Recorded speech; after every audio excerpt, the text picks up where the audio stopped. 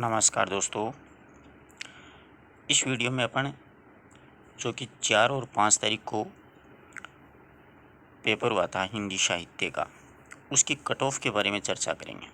बहुत से विद्यार्थियों के फ़ोन कॉल और मैसेजेस आए, तो अब देखिए एक अनुमानित कट ऑफ का निर्धारण किया है।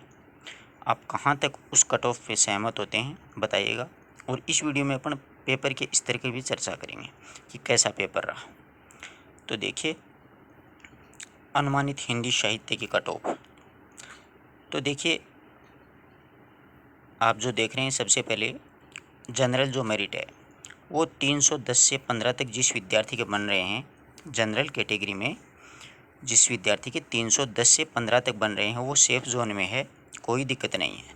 उसके पीछे कारण है, उसकी भी चर्चा करेंगे। देखिए जनवरी में जो पेपर हुआ था उस पेपर को देखा जाए और इस पेपर को देखा जाए तो दोनों में बहुत फ़र्क है। इस पेपर में आप चाहे कोई सा भी पार्ट उठा के देख लीजिए, चाहे आप साहित्य का पार्ट उठाइए, चाहे आप व्याकरण का पार्ट उठाइए, चाहे आप बुक्स के प्रश्नों का पार्ट उठाइए, चाहे साइको का, 4 पार्टों में विभाग था। एक तीसरा 5वां पार्ट अपन देख सकते हैं, मतलब काव्य शास्त्र का।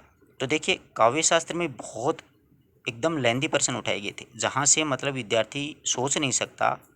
यानी प्रश्न अगला पूछ रहा है गुण का और उसमें ऑप्शन अपन को मिल रहे हैं रस के, तो बहुत कंफ्यूज हो रहा था उस समय। इस कारण से प्रत्येक इसी प्रकार साहित्य के भी बहुत अच्छे कथन उठाए थे। इसी प्रकार देख लीजिए बुक्स के भी 5 या 6 प्रश्न आपको ऐसे मिलेंगे जो आप सोच भी नहीं सकते कि ये पंक्ति उठा सकता है अगला। साहित्य का देख लीजिए, चाहे आप इसी प्रकार साहित्य का देख लीजिए। सभी जो पार्ट हैं अपने पेपर के 5 पार्ट हैं, उन पाँचों पार्टों में बहुत कन्फ्यूज वाले क्वेश्चन थे। इसलिए ये बहुत ही मतलब लेंदी पेपर था, इजी मत लीजिए। कोई क्या है कि इसमें मानते हैं कि 60-70 क्वेश्चन ईजी थे, वो तो सभी पेपरों में आते हैं, परंतु आगे वाले प्रश्न वाकई डीपली थे। तो जनरल विद्यार्थी जिसके 310 से 15 तक वो सेफ जोन में। EWS जनरल की चर्चा की जाए तो 295 से 300 तक जो बंदा है वो निसंकोच आराम से दौड़ में है।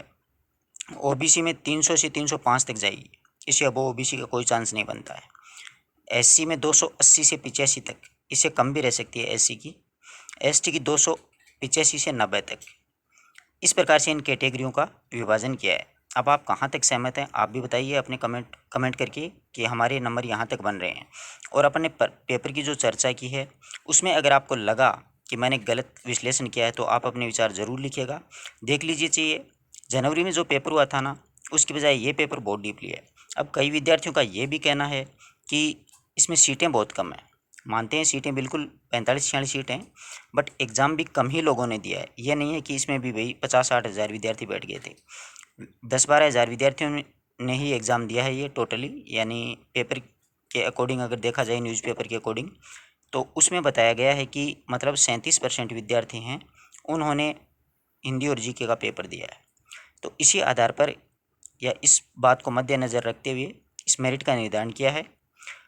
आप बताइए कि कौन सी कैटेगरी में हैं और किस कैटेगरी का अनुमान आपको सटीक लगा या आपको ठीक नहीं लगा।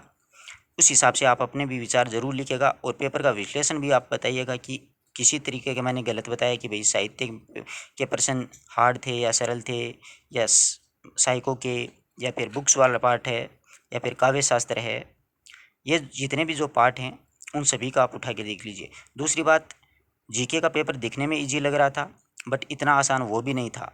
हाँ, पढ़े हुए काफ़ी टाइम हो गया इसलिए कंफ्यूज हो रहा था, मन ये भी कर रहा था कि ये प्रश्न अपन को करना चाहिए, बट वो सही नहीं होकर ये गलत हो रहा है। तो ज़्यादा प्रश्न गलत करने की वजह से भी मेरिट नीचे जाने की संभावना रहती है, ये भी ध्यान में रखने वाली बात है। अपन प्रश्न तो करके कि आते हैं हर एग्ज़ाम में, हर विद्यार्थी की यही चाहत होती है कि भाई कम से कम 65% तो करूँ ही करूँ 75 में से। परंतु इन 65 में से अगर आप 25 या 20% गलत करते हो तो सोचो कहाँ पर आ जाओगे वापस, 20-25 पे ही आ जाओगे वापस, है कि नहीं है। 25 के 8 माइनस में जाएंगे। अब सोच लो 65 में से 25 निकाल लो, देख लो कितने आते हैं, वापस 20-25 पे अटक जाते हो सकता है इससे नीचे भी आ जाते हैं विद्यार्थी।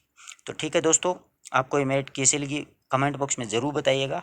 मिलते हैं एक नई वीडियो नए टॉपिक के साथ, तब तक के लिए नमस्कार।